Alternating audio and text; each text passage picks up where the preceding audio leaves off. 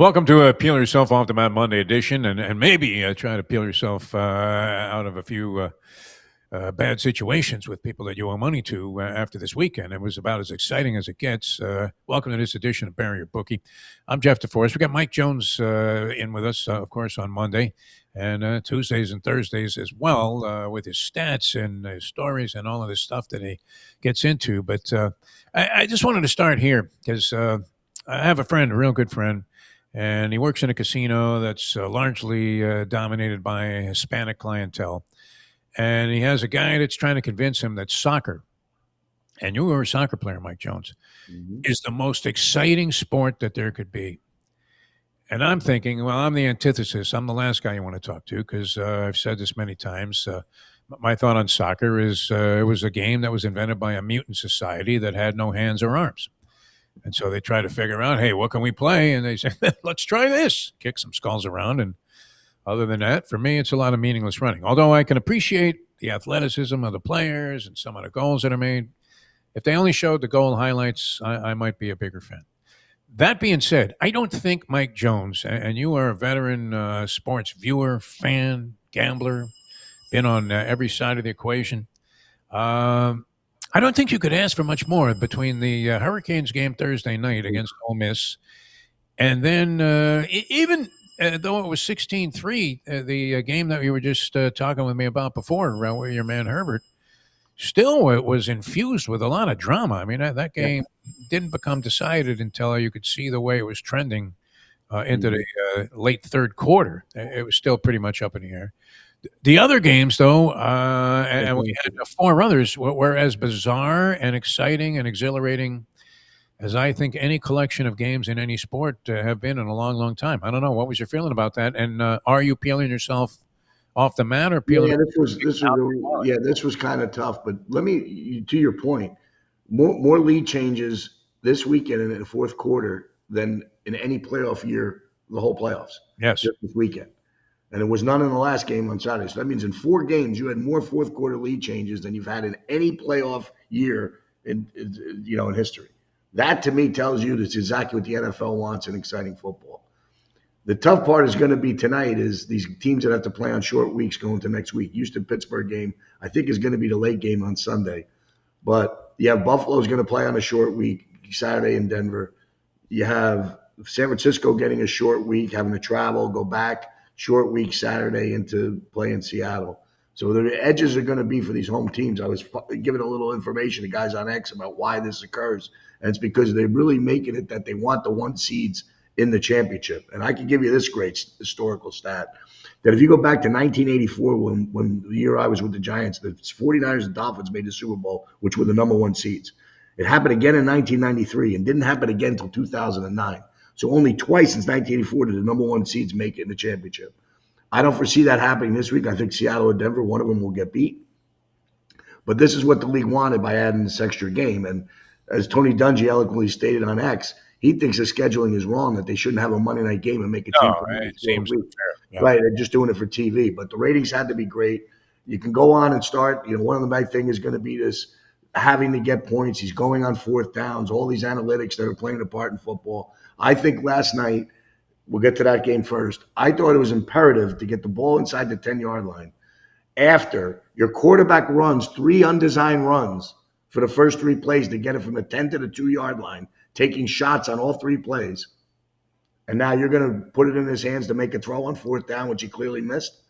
I thought he should have taken a 3 there. Put your defense on the field with a lead. Why not? And then, of course, you come back and say, well, if we stop him, we get the ball in midfield, then we go back again. No, they had a play on the first down. They got 50 yards, and they end up getting 3 points out of the deal. I just think you just can't take away points early in a game when they're obvious. And I thought, and the other thing, too, is that it does tremendous amounts when the momentum swings. You get the crowd back in the game. You just turned it over. You go up 3-0. They're saying, whew, we got out of there 3-0. Now they get 0-0. They're ecstatic. You get them all revved up. And so I think, and analyzing this from an analytics of a momentum standpoint, I think the team should take the points. And I'll go into the Saturday game, the first game. You're up 17-7. You have a minute to go in the half. And you go for it on 4th and 3 at the 19 instead of going up 13. At that point, I think you might get Carolina not taking that momentum and saying, let's get out of here down 13, or maybe try to make some plays, but maybe not. Instead, you go for the fourth down. Your defense gets elevated. You pump up your sidelines. They go 4 plays later and they're down there and they make it a 17-14 game at the half. Yeah. And now you're fighting throughout the half. So I just think sometimes we got to rethink, like automatic 4th and 2. This says go. This doesn't say go. Oh, I'm we just talked not a about fan. I'm a fan of using it, but Yeah. not 100% of the time. Maybe like Oh, 50, 70% of the time. look, Tony Sperano is feeling vindicated today on many fronts. And he was largely disparaged for his reliance on going for field goals. Now, under the circumstances that he was making these attempts, you were scratching your head because he'd go for a field goal at the 1 inch line. In Right. a situation where he was down substantially in a ball game, and you're thinking that you can't do that. But Yeah. I don't know how many more glaring examples. You could probably find 1,000 of them this year in the National Football League, where coaches normally would have been very happy to come away with some points. Have just abdicated that possibility, gone away from the field goal, and instead failed to complete a first down or get a touchdown, and found themselves immediately back on their heels. So, Yeah. well, we've seen that a zillion times. It's unfortunate Yeah. that the strategy has changed so dramatically, but it's coming. I mean, Yeah. what really is, and we used to get on even Don Shula, the great Don Shula, for this, where he'd be punting from his own or the other team's 38-yard line Right. on a 4th and 2, and you're saying, what the hell are you doing? You're punting? Because that Right. was when a 55-yard field goal was Right. suspect. But yeah, I mean, and they were so conservative, you wanted to scream. But the Well, way it's let, going now, I mean, when they're yeah. going for in the third quarter or from even in the Well, second here's one on their for own you. 28-yard line, Yeah. they're Let's and go back to you the go for a fourth down and yeah, fail. You're handing the other team the game. Jeff. Let's go back to 14-3, Chicago Green Bay. They get away with it, survive a win. He goes for 4th and 4 in his own 31 with 2 minutes to go in the half. Makes it a 21-3 game at the half. I'm Yeah. sitting there cursing at the TV going, not why. But what happens is he interviews and he says, they're too good. We have to maximize our possessions. We need to do that. You're down 18. And the only reason why you come back is because you feel comfortable with your quarterback. But what I saw in that game, which I think is really should be brought up when you talk about Matt LaFleur, is sometimes you have to coach the receiver coaches. Everybody's got to coach your players up. They got the ball back at 27-24 with 4:13 to go in the quarter. They ran 9 plays, got 2 first downs, ran the ball only twice, 7 passes, and gave the ball back on a missed field goal with 2:53 to go. They ran 1:20 off the clock with 9 plays, and they made them use 2 timeouts. They only ran the ball twice, up 3 with a lead, and got 2 first downs, and ended up giving the lead back at 1:40 to go. To me, I couldn't watching that drive. I'm like, what are they doing? Love is throwing the ball into the end zone 3 straight plays. The Dobbs does not get down. He's got to be trained. You have to get down when you make that catch and not roll out of bounds. Yeah. He took 3 steps and he stays in bounds. The game's probably over. And I think this is why I don't like play calling of your head coach. Does he have a gauge of what's really going on the defensive sidelines? Your coordinator's upstairs. He doesn't have it. He's sitting there concentrating on the plays. Does he know that Quay Walker can't even run? You see him get beat on the last touchdown. The guy's exhausted.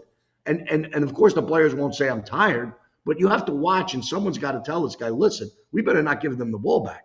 Yeah. Let's figure run the ball, make them use their timeouts. I mean, when he got the ball on the 22-yard line after the sideline out of bounds to Golden where he steps out, if he runs the ball 3 times there and kicks that field goal the same way, there's 1:10 to go on the clock.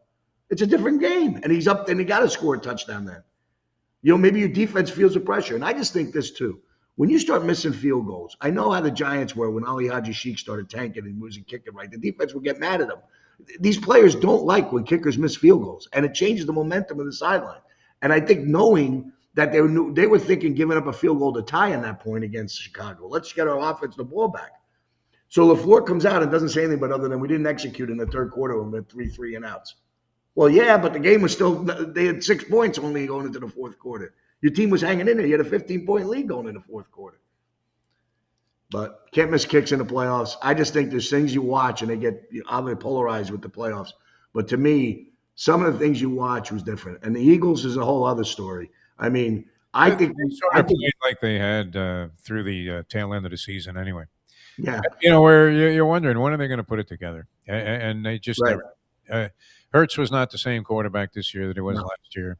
Your man Saquon Barkley, even though he started a rebound towards the end of the season and didn't have a bad game Yeah, yesterday, but there was something missing there. And then this yeah, whole thing with AJ Brown, all of a sudden, a guy that's known for making circus catches right and left, and he's dropping passes and mistiming balls. Now, if I'm not mistaken, yeah, the flags were blowing like there was no tomorrow there, like you hmm were in the middle of Hurricane Andrew. And so, I mean, you can understand a couple of mistimed long balls that have a very narrow margin for success going awry. But yeah, it looked like typical Philadelphia and San Francisco. I give them credit for rebounding from that game they played the week before. I guess they didn't play a lot of their guys, but nonetheless, they got throttled.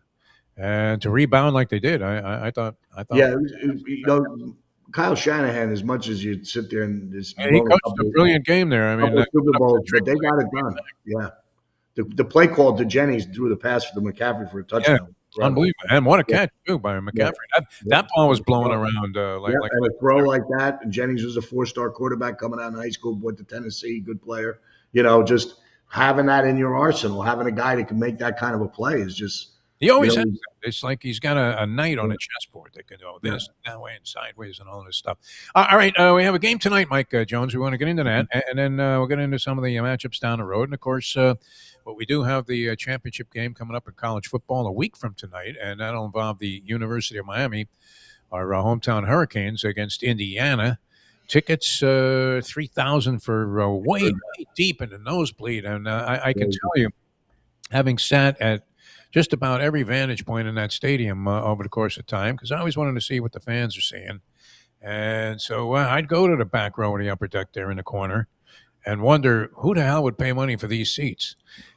Literally, I mean, you can't see shit from, and it's not like you have any obstructed views or anything. It's just you're so far away that I call it the Galileo section. You need a telescope to see what's going on down on the field. Now, there's something to be said just for being there, but at $3,000 a pop, are you ever sitting in an environment 3,000? I guess if money is absolutely no object, that's one thing.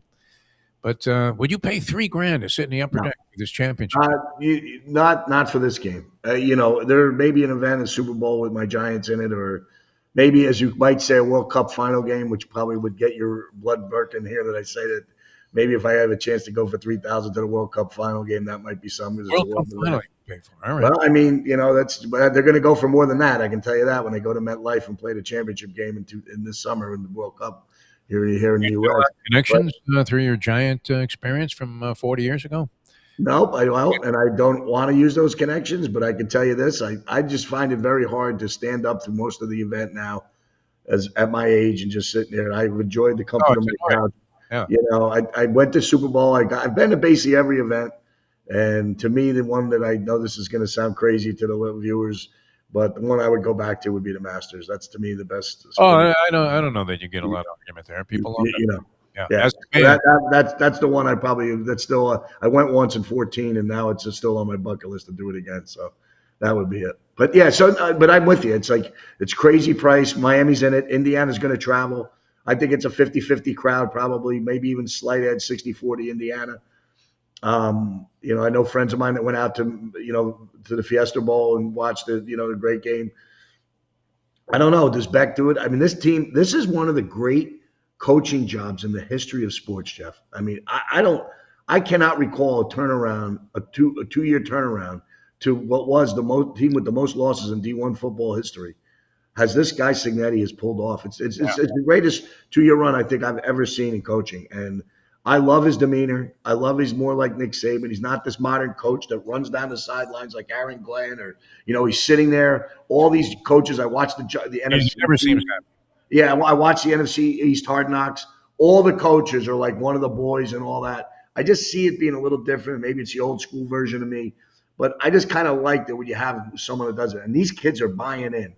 And I like his recruiting philosophy. Hey, we're going to get kids who've done it on the field in college. So he's not going to go after you as a high school player. He's going to wait for you to go to play at a Division One or Division One AA or Division Two level, and come out and get you when you've produced on the field at a higher level. I mean, his philosophies are there. He took the chance, leaving Alabama as a lead assistant and receivers coach to go to Indiana, PA, and take a $200,000 pay cut when money's tight. Family trusted him. I mean, I love his, all Google me, I win. I love his that we had to change the belief. There was no belief in the system there that no one thought they could win in Indiana. I mean, everything comes out of this guy's mouth, and he's a tough personality to like, but I see it, and I A like little the old school. sense there to him also. The Mendoza kid is fantastic. I didn't know Right. much about him. There are great storylines, of course, going into this game. I was just talking with a local sports columnist on another show, the great Dave Hyde of the South Florida Sun Sentinel, who's probably had his articles appear around the country. He's always Mhm.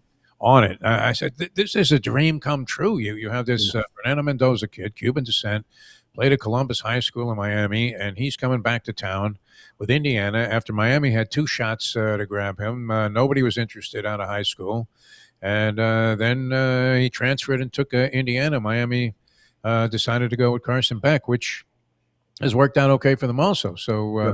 I don't know that you could blame anybody, but when you see this kid in the post game interviews, as was Yeah. the case now after beating Ohio State, and then of course when they had this trouncing of what I thought was a pretty good Oregon team, Yeah. uh, just a delightful guy. I mean, a real easy guy to like. It turned out, very well for them, and then of course Miami, 25 years out of the championship circle, and here's Mario Cristobal.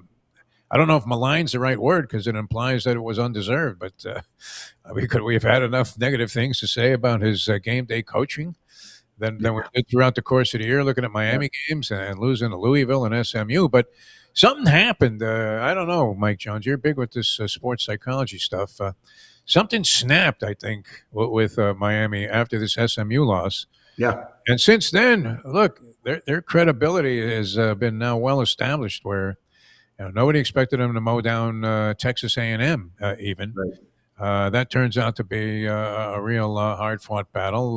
They really were dominant, I thought, in the game against Ohio State. And they pretty much dominated this game, even though it was 24-14 in the end. They were dictating the pace of that game throughout. So Cristobal, who, as we said, we couldn't have had enough disparaging things to say, even naming a factor after him, the Cristobal factor, worth 3-4 points in gambling, has somehow managed to get the team on track playing good football. You referenced the thing. You love the fact he's talking about violence, and it's a good matchup. 7.5 points. I don't know, just off Yeah, the I top. saw an eight this morning. Yeah, just What do you think? I mean, it was a jump from six right away as the game was materializing as a blowout. People put out six, and I think if someone put that line out, they were jumping on Indiana. A lot of times, as we look as gamblers and as bookmakers and setting up lines, is it's usually the last thing we see, which was always a prominent bet. Was always bet against the Monday night team that covered on Sunday and bet with the team that looked bad on Monday. It was always a factor where you could go do that. You went 1-1 at worst, most likely 2-0. And I look at this is that last time we look at the football field, we see Indiana's complete dominance of Oregon. Oregon looked like a little bit of quitting there. The first play of the game might have been the eye opener for Dante Moore as he throws a pick six the other way in the They first. did come back though. I mean, Yeah, they came back and answered, and I thought the key component of that was I thought that might settle them in, but Indiana goes right down and makes it 14-7, and then you saw what happened there. But Indiana stout at the line of scrimmage. This is where this game gets interesting. This might be the best challenge that they've had at the line of scrimmage. Miami. So this team is pretty good on both sides of the ball, offense, defensive lines. And again, a lot of guys who didn't get picked and drafted by these, recruited by these big Power Four schools, and the guy Indiana's my only opportunity, and he brings over the guys from James Madison. There's something to love about this story, and I think eight's too many points. When in doubt, take the underdog. So I think I might still lean Miami slowly, but I had people try to convince me to get off of Oregon, get off of Indiana when I loved them so much against Oregon. So I kind of laid off a little bit, thinking I'm not as smart as I think. never listened to. Yeah, maybe I'm not as smart as I think I am. But We're recommending that you in this listen. case, this is a watchable. I was surprised to see this line go over 7. I thought maybe 5, 5.5. Be I lower think you're getting value with Miami here, but again, this is going to be tough for them. If they don't get heat on Mendoza, if he gives a second to throw, and they gave time to Chambliss a little bit, They didn't really get the chance that often. If he does Mendoza, Mendoza's going to carve him up. Come up with 6 times, and we'll go sit in a nosebleed There you go. and watch that game. And I don't, be rooting for Miami, of course, being a Miami Sure. guy, and was attached to the program there for many, many years over a span of a lot of great coaches. But this Indiana story, I keep thinking back to the line in Cinderella Man when the Max Baer character is talking to Zellweger, the wife Right. of Braddock, yeah. Russell Crowe, as James Braddock. And he says, people die in fairy tales too. So Right. it's a kind of a fairy tale story here for both teams in many ways, especially with the Mendoza return to his hometown, which rejected him, and turns out to be a super guy. Great accuracy on this kid too, and then Miami, of course, looking for redemption, not as a despised commodity they became when they were rattling off their 5 national championships, but looking for number 6 here after a 25-year hiatus and a bunch of schlepper coaches that didn't work out. So we'll give this to Cristobal. He got him there and got him in there. I think with a chance. I mean, the Yeah. money line I think is prohibitive. It's going to hurt our friend the professor with his hedge, as Yeah. he picks up a fat 5-figure score if Miami wins straight Yeah. up, and the hedge though would cost you 3 to 1. Yes. So Or just to more, hedge out possibly that more. Yeah. would cost you a few dimes. Which do you want to do that? I might throw 1,500 on it and just try to get my money back, Get your money guarantee back. myself, get myself 8,500 instead of, I not try to middle it. It's not really a good middle because then if you win, you're going to be ticked. You only got 5 out of it, but Yeah. I might just say I'll take a free ride for Right, 8,500. you're either making 8,500 or you're not Right. losing 500, Right. which is a nice score. All right, what about tonight's game, Mike Jones? What do you think? You know, You love your Texans. I do, and I just think that what you're seeing from this now, it's set up pretty good for them. I think they're a good matchup with New England. I like them tonight to get by. The line drop 3.5 to 3. I like the under a little bit more, so it's hate to lay 3 and take the under because then you limit what you can get with, if Pittsburgh gets 17 points, you lose. You know, it's just, it's a really tough matchup, I think, for the Steelers. Defensively, I think they have to figure out a way to get Metcalf back. I think it's going to be the big factor for Houston is going to be whether their offensive line can keep away the pass rushing ability of the Steelers, and can you get any ground attack at all? So I don't see a lot of points here. I think the under is probably a more solid play, but I'm going to lay you 3 with Houston. All right, I gotta go with you because I know how much you like Houston. And did you actually make that parlay of Houston to win the Super Bowl and the Minnesota Wild to win the Stanley Cup? Houston, Minnesota win the Stanley Cup. Got 29,000 for 100. Oh, nice. Yeah. See, I don't feel comfortable because I told you Philly and Houston in the Super Bowl, and here I am out. And I was making fun of one of my guys who had the Rams and the Bills as they were both losing. I said, "Oh, you're going to be out of this quick." Yeah. And here I am, the one out of it, and he's got both of his teams still alive. But it's of course when you do that braggadocious thing and open your big mouth, you always get your foot put in it. But it's just, to me, I just think it's a bad matchup for Pittsburgh because this is a really good defensive football team. And I would have loved to see the Chargers win and then have Houston have a home game, ironically, if they won this game against Buffalo again. But how about Buffalo going on the road to Denver, being a 1.5-point favorite? Very interesting. That put a lot of points up. Well, so yeah, I mean, it's thinking. If Josh Allen's on his game, can they put points up against that Denver defense? Going in there and handle Denver pretty easily. So maybe this is the thing that you saw when the playoff lined up. Buffalo coming into the season, everybody thought they were going to be great.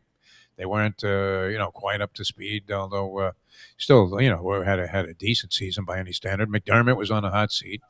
They come into the postseason. They're dead in this game. It looks like Jacksonville has them beat.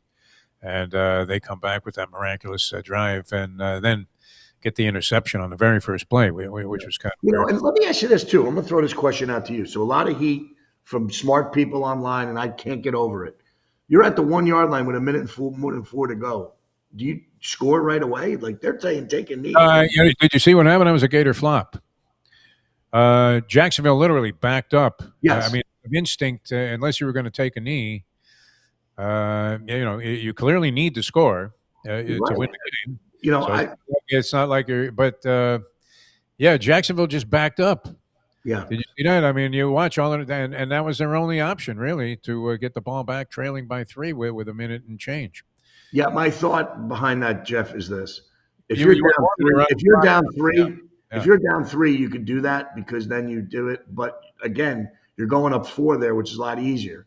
Their thought was you have a great field goal kicker who can kick it from 70 yards, who by the way missed a 54 yarder under pressure in that yeah. game. But you have a situation where you're scoring. I say when you're down four, score at all costs. Well, I would agree with you. It's like you got to get the touchdown and make sure that you get it in there. If God forbid you That's bobble a what I snap, said. Yeah, too much yeah, can go wrong. then you say this. What about this? What about you get the ball? Like no one even brings this stuff up. It's just I can't get over it. These are smart guys. What if you take a knee on first down to the 1.5 yard line, and on second down you're ready to do a sneak, and one of the guys jumps? Now you're back with 25 seconds. You're back on the 6.5 yard line. I, Yeah. I, I mean, don't they think like your false start or something could happen in that whole thing? Uh, And I well, just say get the points, yeah. play defense, and worst case scenario, you probably end up in a with no timeouts left for Jacksonville, 45 seconds. You end up in a tie game. But Basic credo of life, Mike Jones, yeah, and especially true in sports. Don't yeah, get cute. As soon as you start to get cute, things go wrong. They go haywire. It's my philosophy also. But if you saw that play, I mean, literally, the Jacksonville linemen just back out of there. And I'm thinking that was the smart move. I mean, you would have thought that it was some Gator quarterback going for a passing record and disgracing themselves and permanently etching their names into football history as being one of the worst moves ever. But almost as bad as the Strahan sack. Speaking of your beloved New yeah. York Giants, where Brett Favre takes a knee essentially and has the guy fall on him. So Well, he paid for it in a little bit of a documentary a little bit later in the New York yeah. Stock Exchange when he was out there signing autographs. Didn't realize what he did offended somebody. Oh, Gastineau, yeah. Yeah, it was pretty intense conversation. And Gastineau, though, had maybe taken a few too many shots in the head oh during his yeah, boxing career and maybe playing football as well. yeah, All right, so you're going with the Texans tonight. You're going to lay the points and stick with your boys. Great crowd at Pittsburgh for the last game. Chicago crowd was insane. yes. Playoff game. I don't think you could have asked for much more in the way of No, entertainment. by the way, that throw that Kalen Williams and I watched some guys who understand football. When he made that throw to Adunze on that 4th and 8, which would have ended the game, obviously, he's actually throwing it with 2 feet in the air. He's moving to his left, throwing Yeah, back over his body. That might have been one of the best throws I've ever seen. And when you have a player that can make those kind of plays, look out in the future. I know a lot of people aren't fans of Caleb Williams, thinking he's maybe a little not there all together in the head and might make decisions. Had a couple of bad picks at key times this season. That throw might have, if anything, can motivate a player or motivate a team to get behind him or motivate a coaching staff to say we got a guy. That throw might have done it. So we'll see what happens this week. I think I like the Rams in this spot. I just don't see them being stopped. But they got pretty good corners at Chicago that might be able to handle the receivers. I just don't see the pressure they need to get on Stafford in this game. I think it's a high scoring game, and I think the Rams win. But if I'm the Rams, I'm up. I'm taking points and I can get them. I don't want to be up 16 and go blow a lead to this team. It seems like they're the comeback kids, the cardiac kids. cardiac kids. I mean, I think it's like 8 times they've Yep. come back from being down in the final couple of minutes of the ball game and overcome what at different times, especially in that previous Green Bay game, insurmountable obstacles in terms of the scoreboard, coming back from like 16-0 down with the time draining through the clock like the sands through the so-called hourglass. Right. All right, good luck with your play tonight, Yeah. Mike Jones. We'll talk again tomorrow. We'll see where we stand. We'll have more steam about the college football playoff game as well as we work our way through the week. But a lot of great stories there. It literally is. It's a writer's dream if you were going to be covering this game because Yeah. you literally can't go wrong. Yeah. Big Gunner, is that tomorrow or are you doing That it? is tomorrow. We just seeing through the net that John Harbaugh very interested in the Giants. Yeah. Looks like the Packers are going to re-sign Matt LaFleur. It was a potential firing candidate and a job that they were talking about online. So if he goes into the interview, the Giants have done the process of interviewing the candidates they have to interview to get through the Rooney Rule. So they can hand the job to John Harbaugh if they talk this week. So I'm looking forward to that. I jumped on it immediately. I'm sorry? They always used to interview Gene Upshaw to satisfy the Rooney Rule, even though they had like no chance to get the job. Yeah, well, we did. Raheem Morris and Antonio Pierce both were interviewed, and Pierce was pretty ex-Giant, pretty impressive. I Yeah. like to see him in our room. I think the Giants need to get a veteran Giant player who's won somewhere in that room to be have an influence. I think that would kind of. You don't think Harbaugh would be the answer? I'm sorry? Harbaugh wouldn't be your answer then. No, Harbaugh is my answer. Oh, I want a guy with a veteran leadership, won a Super Bowl. I hope he can get along with Shane and understands the personnel direction the team's going in. Maybe there'll be something there. I love the idea of John Harbaugh being the Giants head coach. I'm behind him 100%. So makes me happy if he comes.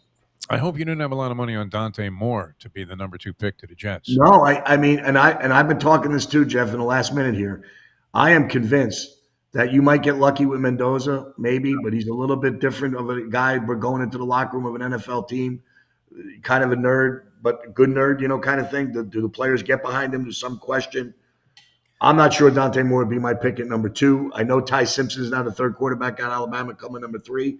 I'm more inclined to look at the Sam Darnold situation where you have a guy that's been around 3 or 4 teams, 6 years in the league, and now you give him a chance. He back-to-back 14-win seasons. The test will be on. Can he handle the San Francisco pressure? San Francisco's a little injury banged up now without George Kittle from his Achilles injury. They're a 7.5-point favorite. I just saw 7, so someone pulled that number down. I know it's going to be a tough coaching matchup for McDonald, but if Seattle's going to pull something, Darnold gets that playoff win, and if they can make a run, their defense is good enough. There's something to be said. Baker Mayfield going through 5-6 teams, and now it looks like he's pretty solidified at Tampa. Why not take a guy in the league and try to make him a player? Malik Willis looks like the guy I'm thinking about right away. Why not grab him if you're the Jets? Come on and say he played very well with Green Bay in the games he played. You got to try this. I don't know that you're putting your future into these players that have already been paid decent money in college and that are coming out. And I don't know if that money is more of a distraction. Are they paying attention? Are they driven to go to the NFL and be great right away or do what they have to do to change these teams and franchise around? So we'll see what happens with Cam Ward in Tennessee. I like my guy in New York with this draft. We have 6 guys from the 24 draft that all look like they're going to be okay, but Michael Penix and J.J. McCarthy, there's a couple question marks there. So these are what I see with the quarterback position, and I just think you got to hang in there. Just like the Chargers. Don't give up. Everybody wants to get rid of Justin Herbert now because he had a couple bad playoff games. Take it easy. The guy had a rough game. He got beat up. He wasn't accurate down the field like we talked about before we got on. He missed some throws last night, but he ran the ball abnormally a lot more, took a lot more shots than you're accustomed to seeing. And their offensive line had their problems. When they bring their 2 tackles back, maybe those edges, he feels a little bit more comfortable in the pocket. So, I just don't think you should jump. Herbert's a talent. Let him go. So you're like Greg Cosell here on the show, man. It's just you got to look. But that's just what I see with the position and guys coming out, Jeff. And that's the thing. So, all right, sounds good. All right, good. Mike, with your selections, and hopefully we'll be talking on a winning note tomorrow here. Thanks so much for being with us, Mike Jones, ladies and gentlemen. That'll do it. We peeled ourselves off the mat. Very exciting weekend of pro and the college football. The Canes game was spectacular, not just because we had a local interest in it, but that was just great, dramatic stuff. And then you saw what you're going to be up against, and it looked imposing with Indiana. So we'll have some more analysis on that, and we'll find out who's going to move on between Houston and the Steelers, as we'll have the result from tonight. All right, thanks for Mike. I'm Jeff DeForrest. We'll see you next time, next edition of Bury Your Bookie.